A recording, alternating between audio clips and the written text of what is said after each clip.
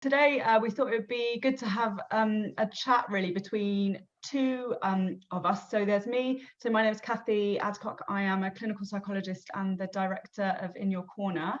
And we run group boxing projects that combine evidence-based ideas from psychological intervention with boxing to improve emotional well-being. And then today I'm joined by Tom.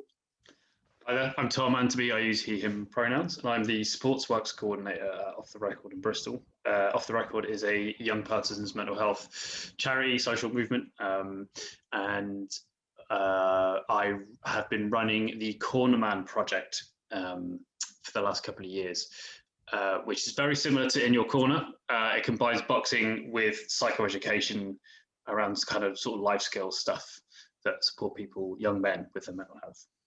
So we know each other from the Comic Relief Thriving, Not Just Surviving cohort, which is about 20 projects nationally that have been working for the last 3 years, where they're trying to reach young men and improve their mental health and emotional well-being. And we're the kind of two boxing projects in that group. So we thought we'd just have a little chat about what we've learned over the last few years, because it's been quite a long road in which lots has been learned. So we're just going to have a bit of a chat, and I've structured with some questions. The first being, and maybe I'll put it to you first and I can chip in. What are your motivations for working with young men outside of a clinic? So like, what's important about it? Why are you drawn to this work? That's a really good question. I think there's a combination of personal and professional, as there quite often is, I think, in this sector. What we know from a kind of statistical point of view is that young men disproportionately men in general don't access mental health interventions as much as women and people of other genders. I think nationally, I'm going to talk in quite binary terms just for a couple of minutes, but like nationally, I think the picture is roughly somewhere between 66 and 75% tend to be female and the other male. But if you look at the things like the suicide rate and stuff, it's almost the mirror opposite. So there's a real kind of imbalance in who's accessing support and seeking help and services, and that's a national thing. And actually, I think it might be international as well. I don't think it's limited to the UK. And there's lots of stuff around that, around gender, ideas around gender, and talking and things like this. So it's from a professional standpoint, as somebody that works as a mental health practitioner in the sector, it's really important to find new ways of engaging target audiences and young people who find it harder to do that. But then also, I guess there's an element of that's personal, is my own journey with my own mental health, the bits and pieces that I've gone through. And sort of bringing that into the fold, we're going to get onto what we've learned, but one thing that's been really, one thing I've learned is self-disclosure has been really powerful and stuff. So I guess, there's a bit of both. So interesting, because also I've got lived experience of mental health difficulties, and I find it much easier to talk about when I'm not in the NHS. So when I work within In Your Corner, I use self-disclosure in a different way because I feel a bit freer. Whereas in the NHS, where I've been for like 16 years, somehow that feels like a really tight fit and almost and almost like I'm not quite there yet, which is just kind of an odd mix. But let's come back to self-disclosure, because I think that's really interesting. I mean, something I really sort of, I don't know, I'm just so acutely aware that like when you access a mental health service, you're likely to get someone who looks maybe a bit like me, as in like it's full of white women, and that's not a comfortable fit for everyone. And also I genuinely believe in like so much of mental health I really feel in the body, and I really believe is in the body. And I think talking therapies, like it says it in the name, talking therapies assume an ability to be able to sort of know what's going on in your head and in your body, and know, be able to put words to it in a fairly quick way, because actually you're going to wait on a wait list and then you're going to go to therapy, and if you're not able to talk, that therapy is going to get stuck quite quickly, and like what happens to you then? Whereas actually, like particularly with trauma, there's so much evidence that that's like a visceral like vigilance and physiological dysregulation problem that and that you might not be able to access it talking, and finding ways of and finding ways of discharging it. And it happens in the animal kingdom, of which we are a part, as well. That's quite funny that you say that, because as the years go on, I'm like, let's not be too clever. Humans are animals. So like, exactly, let's attend to the basics. Are you sleeping? Do you feel safe in your house? Are you eating? Are you eating? Yeah. Are you, drinking enough? Do you have a relationship with substances that isn't problematic? Do you know what I mean? If you, like, what's going on with that? Like, all those kind of really basic factors are so powerful. And it's really interesting what you're saying about having, like, talking therapies needing a kind of link up between having the words and then being able to kind of process it and say it and think that, because even if you know the words, because before the role I'm in at the moment, I used to work in our CAMS outreach team, which is linked up with so it's a partnership team between Off the Record and the local young people's statutory crisis service, effectively. And I've sat in, assessments with young men and their parents, and the young men have sat there going, I know what the problem is, I don't want to talk about it. So even if you know it, you're like, nah, not interested. So it's like, okay, so what do we do? What can we offer you to help you feel better? That is totally, and it's been completely non-verbal. Yeah, like some different solutions available. I mean, I suppose the other thing I feel quite strongly about is like, and obviously I'm not a man, however, I'm very interested in, like, how do you navigate masculinity, like, in this society? And I think gender is such a tight fit. I think femininity is a tight fit for women as well. But for boys and men, masculinity can be such a tight fit around, like, what's permitted and what's not. And how can you feel sort of good in yourself, respectful of others, that it's all right to have feelings, like that's okay, and that they're not, it doesn't necessarily mean that there's just like one feeling available and that's anger, like that other feelings are available and permitted. And I think lots of the young people we work with have experienced a lot of like trauma and adversity. They come from communities where there's quite a serious youth violence problem. They might not have had much role modeling of different types of ways to be a man, and so part of the reason I want to sort of get out of the clinic, for want of a better word, and like work with young people in the gym is because I think we've got some power there to be able to just role model or just demonstrate some different ways of navigating masculinity, and that doesn't have to be quite so, I don't know, like aggressive. It sounds like a derogatory word, and that's not what I mean, but I think they've witnessed a lot of aggression as a way to be a man. I think you're absolutely right, and there's a really interesting, I think there's you've got a sort of triple Venn diagram, and actually anger is a really interesting thing because it's the one bit of feedback that we've had about Cornerman consistently since the beginning, even though we're going to come on to what we've learned in a bit later, but the kind of the wellbeing scales, we've been using the short Warwick Edinburgh wellbeing scales, and quite often by the end, I'd say probably more than half of them have dipped. The numbers aren't as good, and there could be any number of reasons for that. But consistently throughout the whole project, people will come back to us and said, my anger management is so much better than it was, which is interesting because it's not billed as an anger project. we do 1 week, it's our topic we cover and talk about a fair bit, but it's not something we say this isn't an anger management project. No, agreed. And anger management is a weird phrase anyway. And I don't really believe in anger management, so I get really annoyed by it because I'm like, you're angry for legitimate reasons. Often. Like anger's about like a lack of power, being treated unfairly, trauma, like there's so much behind anger, like, so you don't want to manage it, you want to understand it. No, exactly. And there's no other emotion that we talk about management. You don't see pamphlets for how to better manage your sadness or how to better manage your happiness. It's weird. It's a really weird, it's because everybody else doesn't want to deal with it. That's one of the conclusions.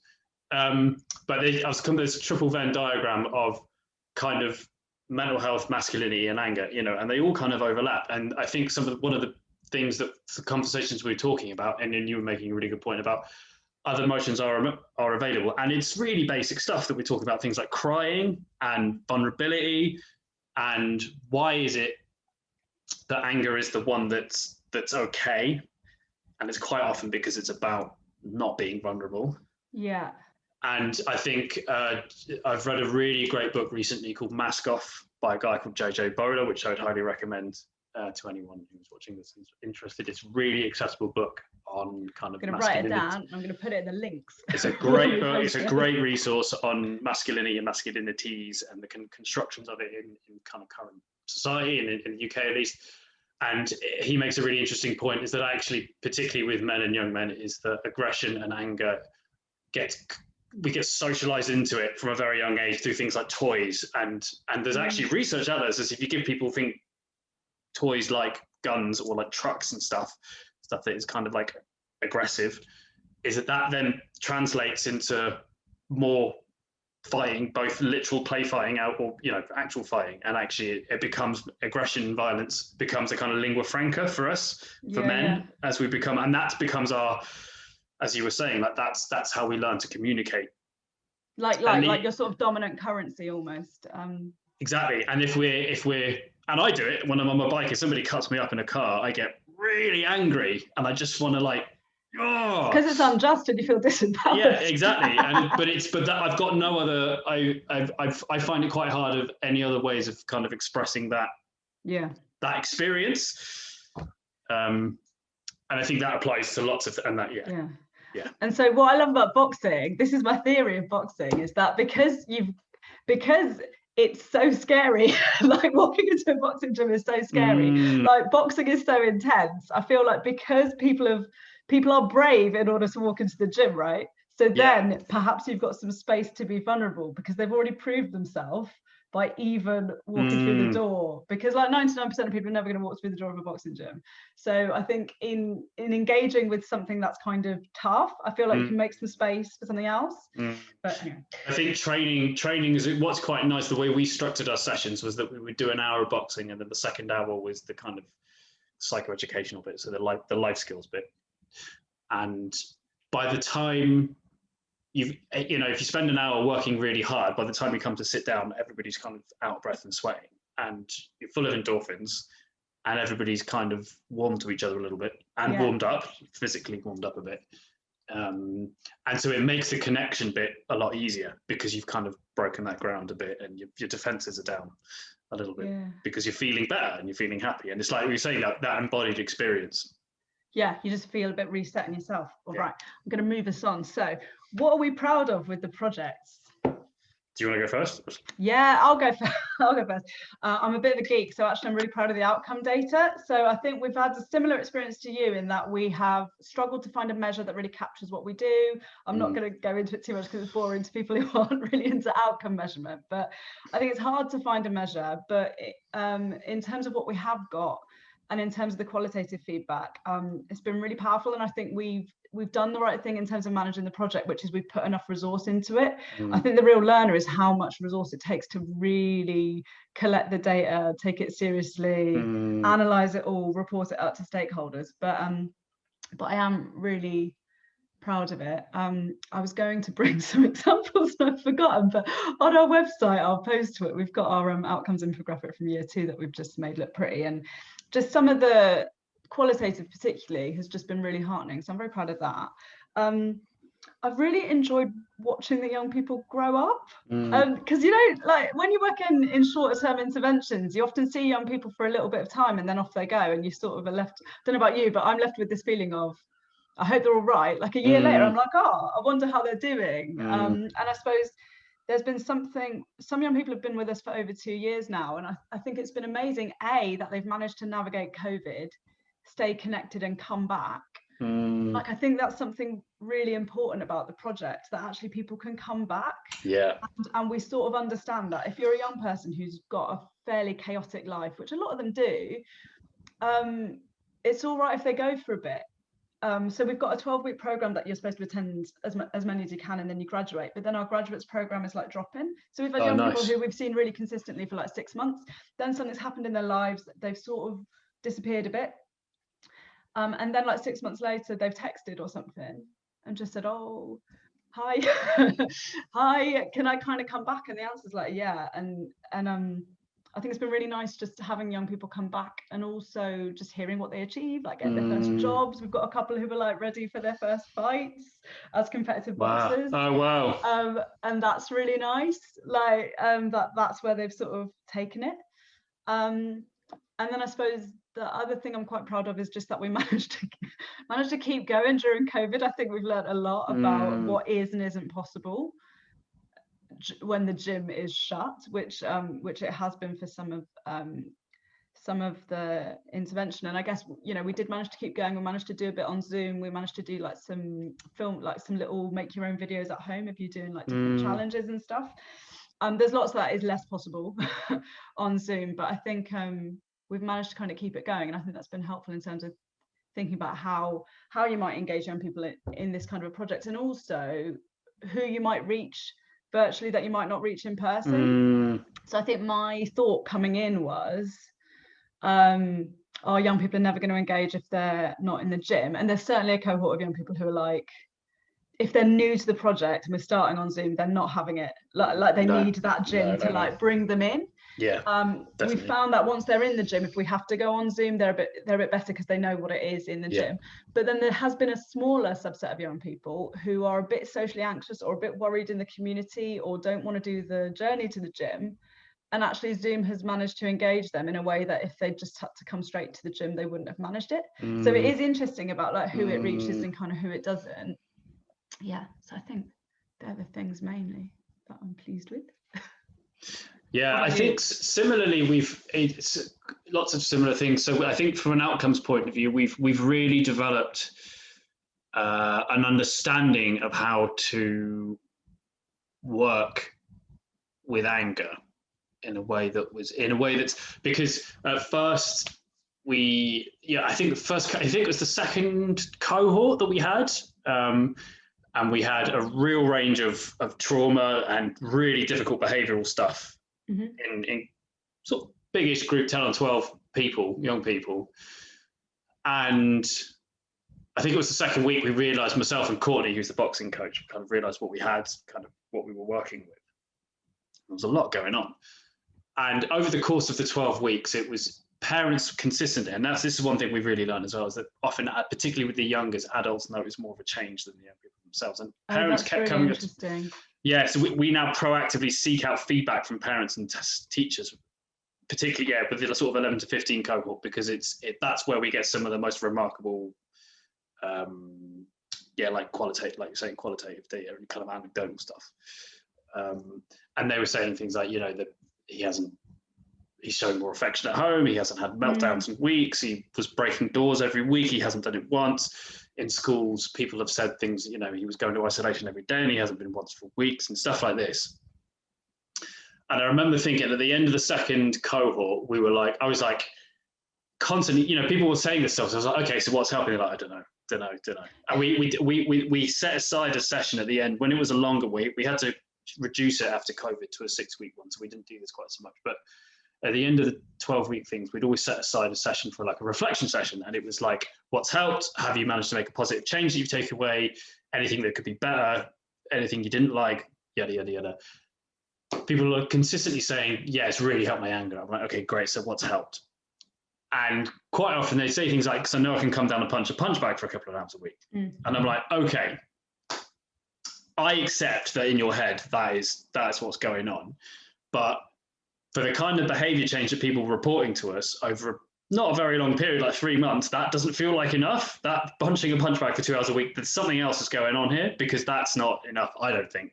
And I've got a background in anthropology, so this is where my like anthropologist kicks in. Yeah. And I think over time, what we've worked out is that it's about validation and normalization of behaviors that are typically problematized and isolating. Schools obviously a really good example. It's not limited to schools, but you've got an anger management problem. Go and deal with your anger, and then we'll have a conversation. Rather than going, why is that person angry?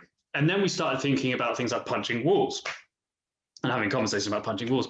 And often, if you ask people why people punch walls or do, you know, and I've done it, it's a distraction, it's a release, it's grounding, you know, and it's all the things you would typically associate with self-harming behaviors. So actually it's what we've started to realize, actually, it's just a form of self-harm, but because it's deemed to be outwardly aggressive, it's problematized.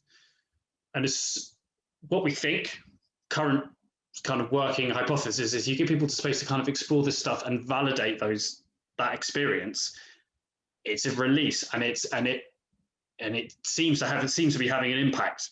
And we talk about anger as a secondary emotion. So we use the iceberg analogy and how it's like, it might be fear or anxiety or whatever. So like when I'm being cut up, and if I'm on my bike and somebody cuts me up, it's actually because I'm scared, but it comes out as F you. That's a good example. I mean, it's interesting what you said about isolating as well, because I think there's something so important about being in the group where just everyone, so the way we sort of language it with the young people is that like everyone knows that everyone's there for a reason, but no one knows what anyone's reason is. So you don't have to share your reason, but everybody's here for a reason. And I think a lot of our young people spend if they're in a mainstream, they spend a lot of time in the isolation bit, whatever it's called. Lots of them aren't in mainstream. Some of them are home educated, so they don't have like group structured group situations very much. They get excluded from them really quickly, and so they don't have that opportunity to just like be with other young people, let alone be with other young people who are a bit like them. And I think there's something really kind of powerful about that as well, like far more than doing one-to-one work, I would say. Like I really enjoy being in the group. Yeah, I agree. I think it's the shared experience of someone in being in a situation where someone has had a similar experience of you, and it's held in a way that's sympathetic, and particularly if there are members of staff saying, "Yeah, I've been there." Yeah. And we've now got so actually the project is, in terms of open sign up, has been discontinued because it's in the end of funding stream. We're continuing to do a bit of this targeted schools work. And in the schools, what we found has been really helpful is having a male member of staff attached to the project who can be part of the project as it goes along and gets involved in the conversations and stuff. And again, we haven't got any concrete data to back this up, but what we suspect is happening is that when people aren't getting sent to isolation quite so much, and it's because you've got a male member of staff, maybe like a pastoral member of staff or head of year or someone who's there, is their relationship with this person, because they can have these open conversations that they haven't been able to have before. The relationship with this member of staff changes, and by proxy, the relationship with the institution, the school changes a little bit. Yeah. So there, it's a more welcome. It becomes a more welcoming environment because they've been this member of staff who represents the institution. Because also that member of staff has gone on a journey with them, but also, you know, when you talk to schools and they sort of want to be able to have these conversations with kids, but they don't have time. You know, they're like, I've seen they've had a meltdown in the corridor. If I had 10 minutes, I would, but I don't. Whereas actually, you know, those conversations, you know, they've put the time in with those kids and they've got a bit more capacity to pick up on those conversations later around the school. I think that's so valuable, because I do think schools are trying their best, but like they're up against it. They are, and I think it's been really, the other bit's been really interesting, and I guess is the other bit we've sort of mostly been proud about, is that the staff that have been involved have found it really helpful. So although it's not targeted at them, we've had members of staff going, to be honest, I found that really helpful. that was great for me. And in fact, even when we were running it, so one of the sessions that we do have an open sign-up for at the moment is parkour in central Bristol, which is great. I ran an Angus session in one of our early groups, and the coach came back to me, who's male, came back to me and privately said, I found that really helpful. I've never had a conversation like that before. Great. It just makes me think about like lots of tiny changes to like big systemic change. Exactly. Okay, so has there been any kind of surprise learning or surprise challenges? Shall I go first, or do you want to? Yeah, you go. Okay, so this is, I think, slightly controversial given the research, but research always says, right, young women won't train with young men, and young men will not do as well in a group with young women. And we haven't had it. So we've had 9 cohorts, 2 have been mixed, 7 have been all male. So we haven't had enough of a sample size to run the stats on female versus male groups. But my felt sense is that, well, the young men, we always ask them at the end, how was it being in a mixed gender group? Do you think you would have done better in an all male group? Like, what do you think? And they're like, no, I don't care. Like, it's fine. Like, they've all been like, yeah, it's fine being with girls, and we don't want to not be. And my sense about the kind of thinking bit is that the girls often start. Does that make sense? Like, in terms of like, if we're doing talking or thinking about something like an activity, it might be a girl who starts the conversation and that gets the boys talking. Whereas sometimes when they're all together, they can just, it feels like no one's, it's that little, you know, that little jump where you just need someone to be brave to get it going. Yeah. Sometimes I feel they can get a bit stuck with themselves. So I think I've been interested in how well the groups have done that have been mixed gender. because I think that is different to the literature that kind of suggests that male only spaces are sort of the one. And I suppose another surprise has been that actually female coaches are acceptable to an all male cohort. So obviously with male groups we try and have male coaches. It kind of makes sense, but it's more important to have a coach who is fully available at the time you need them, you know, both in terms of consistency but also like emotionally available, like really bought into what you're trying to do. So we've had times where we've used female coaches with all male cohorts, and I thought, oh gosh, how's this going to go down? And I suppose, I mean, we've got a coach who's female who's a national title holder, and guess what? Like they're not fussed that she's a woman. Like she's like a, you know, she's super credible boxer, she's a super credible coach, and actually they've just really responded to that. So I think we've learned something that about credibility really, and that it matters less about gender of coach than I would have thought. I think that resonates. So there's a really interesting piece of research that commissioned by the Movember Foundation that looked at what worked in terms of engaging men, young men and boys in, I don't know if it's specifically mental health services, it might just be health services or just projects in general, but like engaging young men or men. And there was a series of core themes, and one of them was that the gender of the coach isn't actually that important, as long as they're, I think they say, credible, and have a good understanding of what the issues are. Yeah. So you've got a good understanding of why there's where the kind of overlap between mental health and masculinity come in. It doesn't matter that you may not experience that particular issue, but you know how to work with it and kind of respond to it. Yeah, and it's so interesting actually, because we've got a coach who doesn't coach for us consistently, but you know they're sort of inducted into our sort of way of doing things, and you know, we work with them occasionally, and he said to me, like, you really get to know the kids, don't you? If you do this work, you really get to know them, whereas they can come to the gym for a year just to box, and you'll know them less well than doing one session with them like this. And I thought, there's something to that actually it's quite easy. And actually I do it. If I go and box somewhere I don't know, I go in, I don't so what it says about me, I go in, I don't really talk to anyone, I put my boots on, I start skipping, I get on with it, I might be like, oh yeah, like I might do a little nod and I'm out. So I think, I don't know, it's the community as much as anything. Absolutely. I think one of the things that one of the interesting learning points is that we've had is coming back to the data bit of it, is that a lot of the established kind of clinical wellbeing scales, so like the one we were using, like the Warwick Edinburgh, which is actually quite a nice one, I think, because it's worded quite nicely. So it's things although no one knows what optimistic means. No one knows what like, I'm feeling optimistic. What does that mean? Yeah, exactly. That's true actually. But it's the word, you know, for people that aren't aware, it's things like I'm dealing with problems well, I've been feeling useful, I'm feeling optimistic. So it's a nicely worded, framed thing. And actually, despite that, it doesn't.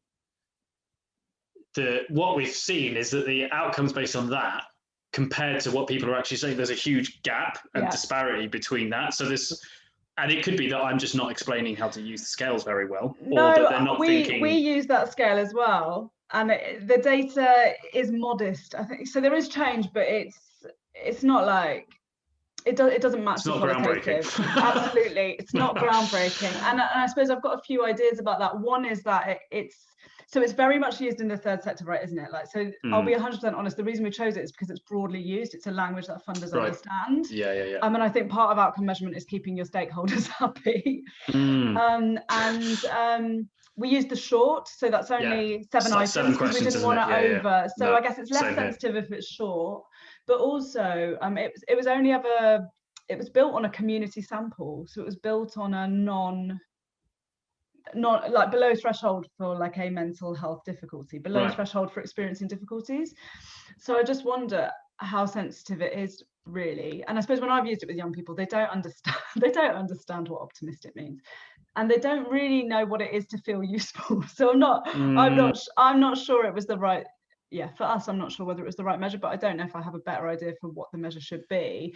And what I'm really interested in, if anyone's listening who's got a solution to this, is a measure for epistemic trust. So epistemic trust is trust in other people having knowledge that might be helpful. So it's like a relational trust, where you kind of think, if this coach tells me something today in this conversation about anger, if we have a useful conversation together, I can trust this and that person enough to go away and think that that might be useful to me. And we know that young people who've experienced a lot of trauma and a lot of difficulty don't have that trust. So they're like, yeah, you don't understand me, so whatever you say, it's not gonna land with me.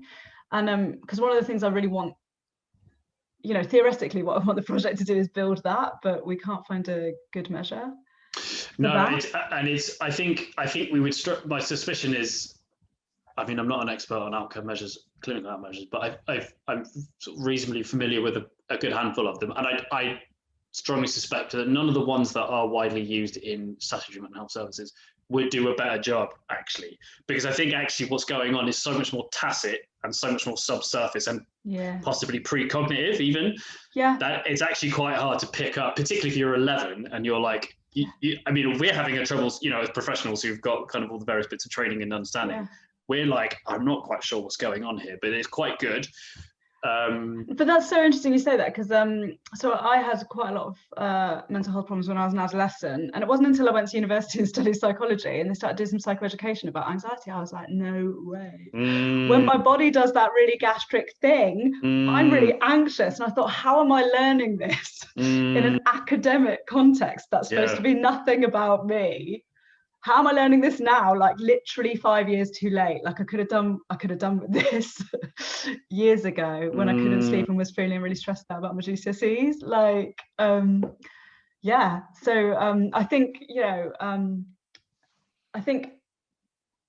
like that kind of being able to reflect on stuff that you're actually in or you're quite close to, I think is quite a tall order. It's quite a tall order for a young person. Definitely, and I think so. We are attempting to trial something in a separate project, actually, that I'm running at the moment. We've been running a mountain biking project in. You do so many cool projects. I know, it's a great job. I'm not going to lie, I really like my job. Monday parkour, Tuesday mountain biking. So mountain biking is something that's being trialed in Scotland to try and teach DBT, so dialectical behavioural therapy, which is things like emotional regulation and mindfulness and other things. And it's a way of effectively it's a set of life skills, but it's got very good evidence base behind it, and some clever people have managed to package it into a kind of clinical intervention that is quite widely used in statutory talking mental health therapies. There's been a trial in Scotland around using mountain biking to convey this, so we've got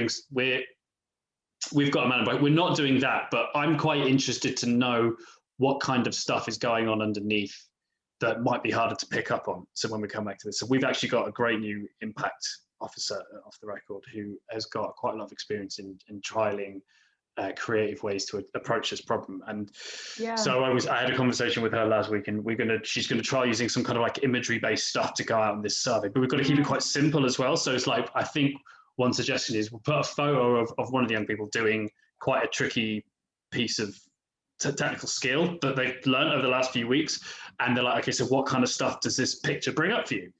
That kind of stuff. And then we wonder if maybe that might start to get down to some of the stuff that's going on. But it's tricky, actually, and I don't quite know what. And it's interesting because I used to work with looked after children, so like with a lot of work with like foster carers and stuff, and it reminds me a bit of the outcomes there, where literally, like, if a carer said to me, like, if you met the young person, they'd be like, oh, everything's the same. But if you spoke to the carer and they're like, oh, well, you know, she started texting me back, or they've let me like brush their hair, or just like something that doesn't seem like objectively huge to an external audience, but actually that's so meaningful within an attachment relationship that you're beginning. There's a bit of back and forth, there's a bit of reciprocity, and there's a little bit of accepting care, and you're just like, yes. Like, that's what we want to see. But it is hard to kind of pick up on that kind of stuff. So my next bit was going to be tips for other projects wanting to work in this way. So I thought I've got two. Go for it. One of mine is, don't assume that young men will get through the door, even if they really, really, really like boxing. So consistently throughout the project, we have a certain number sign up. Some of those we say yes to, some of them we don't for various reasons, including sort of risk and ability to be in a group often. Some of the young people we say no to, we think, yes, you definitely need an intervention, but we think you do better one-to-one. Then of them, we'll meet some for one-to-one. And then of those who all are a strong yes and they've been to the gym, we still have some drop-off, getting them through the door for the first session. And what we know is if we can get them into the gym once for one group session, the chances of them staying is really good. So we have about a 75% graduation rate, which is great over a 12-week program. That's really good. However, the drop-off is weirdly after the one-to-one, where they turn up, they talk to someone, you think, okay, you know a coach now, you know the gym, you've done your journey, we'll see you in like a week. And some of them are gone, and I really think it's the anxiety of new skill, because hardly any of them have boxed before, new skill, new group, I don't know who's in it, am I going to look silly? That's such a kind of barrier. And I think it's really worked where we've got really active network, actually, so like a really active key worker or a youth worker or our project assistant, and we've done all sorts. We've gone and picked people up, we've got the bus with them, we've practiced journeys, all sorts of stuff to really try and help getting them through the door. So I think don't build a project and think they'll just come. That was our experience. I don't know about you. Yeah, no, definitely. I mean, I think we definitely, there was definitely a gap, I'd say, between the number of people that signed up and the number of people that actually completed the whole thing. Or like I say, came quite a lot of them then came for the first time or first 2 times and then decided they didn't like it, which is completely fair enough. I guess, boxing's not for everyone. No. I have to remind myself of that sometimes. Yeah. I'm like, why wouldn't it be? Why wouldn't you? Yeah, exactly. It's so great. But yeah, absolutely. It's I think one tip would be make it activity based. So there's got to be, particularly something that is physical, that doesn't involve, on the surface of it at least, doesn't immediately involve chatting about your feelings. Totally. I think having 2 group facilitators can be really helpful because you're not quite sure what can come up, and then that's the space, especially if you've got a really quiet group. Just like maintaining the energy. If it's just you, it's just like it's so hard and so draining. So if there's 2 of you, but I'm in shock because I'm like, how would you not have 2 of you? Like we have 3. Really? So we have a boxing coach, a clinical lead, and a project assistant. Now the project assistant, ultimately, they're like a backup pair of hands in the room, and we use them a lot for like all the texting, all the outreach, all the kind of the sort of youth work bit in between sessions.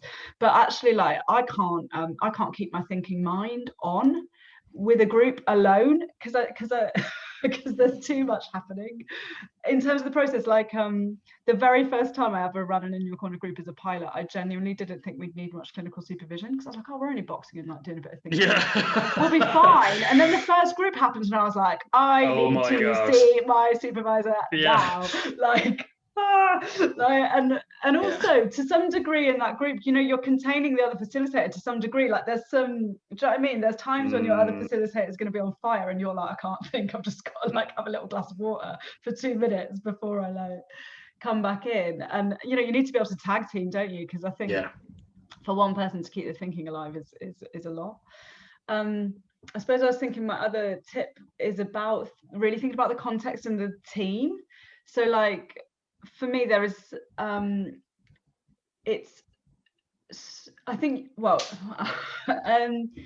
I've worked really hard to have a culture and a team within Connect, which is this particular project, which is London Community Boxing, Southwark and In Your Corner, where we all understand the values and we all understand what we call our kind of coaching stance. So the sort of way we do things. And I think that's brilliant. But if you're working in a venue where there's broader stuff going on, you need that venue to really understand what you're up to, because otherwise the context you're trying to uphold and the values you're trying to uphold can very quickly get kind of undermined by stuff that's going on around you. And I think it's the top tip is about thinking really carefully about partnerships and how you help partner organizations understand what you do in a really detailed way at the earliest stage, so that you can kind of think, are we happy here, or is there something that needs kind of addressing. And I suppose the example that comes to mind is just you know, like kind of old school boxing coaches can be quite like shouty and can say some things that are not welcoming to all communities in a sort of off the cuff way. We can obviously not have that happen in our sessions, but if the next room in the same building, that's what's happening, then I suppose we're left thinking, the kids are coming in that way, they're going out that way, they're still experiencing that, and we can't control that as well. And so I think there's been a learning point there. And that's not to be critical of partner organisations, because, you know, we need our partners and we're very grateful to them. But yeah, I completely agree. I mean, I think actually, and I should have said this sooner rather than at this point in the chat, but we've been really lucky. It was not just an off the record project. Cornerman was a joint project between Off the Record and a local organisation called Empire Fighting Chance, and it's based in a gym, in a commercial public gym, which has a lot of pro boxers and stuff training there, and they've got a very good sort of professional track record. But they also have a really, really well established young person's outreach program that uses boxing as a kind of form of mentoring. And that's its own kind of separate entity, basically. And we worked with them throughout. And actually, so we had the benefit of working with an organization that already had a kind of well-established youth provision, working with very sort of young people from very challenging backgrounds. A lot of them got quite traumatized. So I think, we were quite lucky in that respect, because we didn't really have to do so much of that work in that sense. I think it was more just like they brought the boxing and we kind of brought the cycle out. I wonder whether it's something about valuing outreach, because just different clubs value different things. So like lots of clubs are rightly just very interested in their amateur boxers. Like they want competitive amateurs going on and winning stuff, and that's great. But that might mean that there's less value attached to like outreach or kind of other things you might be doing. And I suppose it's just about trying to find and nurture and help organizations understand each other to make partnerships work. Because I guess if you're doing kind of sports or activity based stuff, it's likely to be a partnership, because you're going to need the sport or the activity bit. So I think it's something about how organizations kind of understand each other.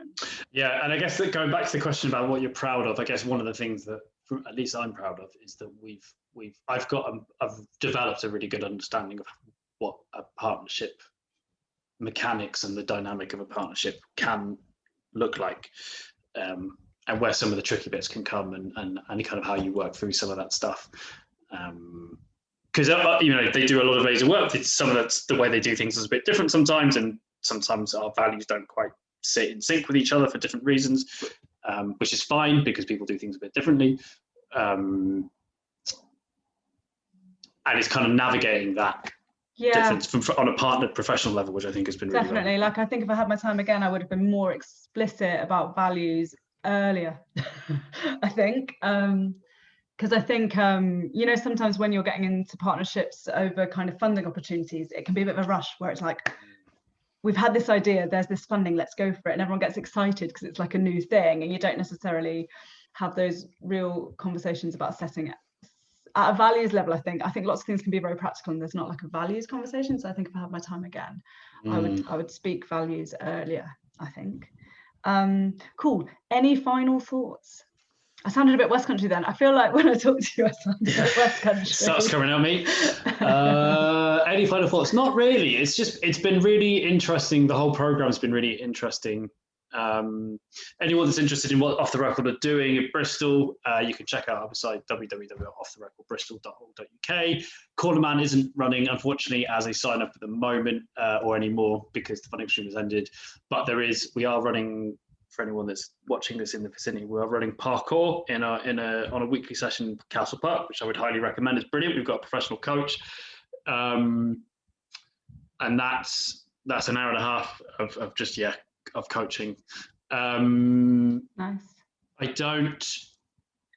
It's been really nice, like being on the kind of 2.5, 3 year journey. I think it took us a few months to get up and running, but the sort of 2.5, 3 year journey that we have all been on as a group of organizations from the same pot of money from Comic Relief, and attending the the workshops that they ran, Yeah. and listening to everyone having the same problems. Actually, that was, I was like, oh yeah, we had that.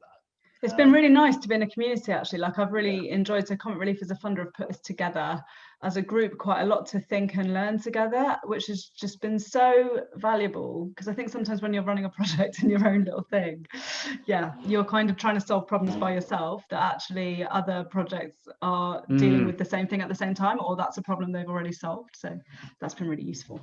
Well, I've certainly enjoyed you being our project partner in the cohort. And in terms of what In Your Corner are up to, obviously the website's www.inyourcorner.uk, and we're also on all social media as @IYC Boxing. Do you guys have a social tag? Or? We do have social tags. I think it's OTR Bristol. I'm not very good at social media. It's all right, I'll add them. If you look, OTR Bristol will take you there, I think. Okay, I'll add them. But so thank you for your time today. No, thanks I've for enjoyed inviting me. the conversation. It's been a really good chat. I've really enjoyed it. Thanks for setting it up.